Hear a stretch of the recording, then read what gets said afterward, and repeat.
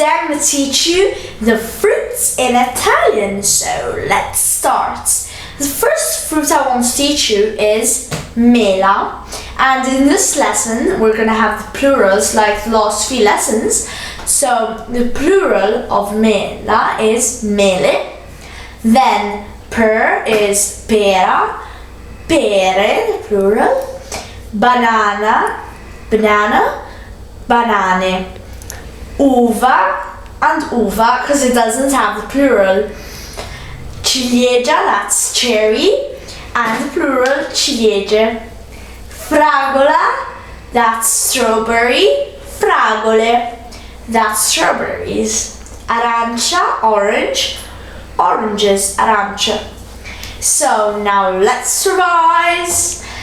Mela, mele, pera, pere, banana, banane, uva, uva, ciliegia, ciliegie, fragola, fragole, arancia, arance. Okay?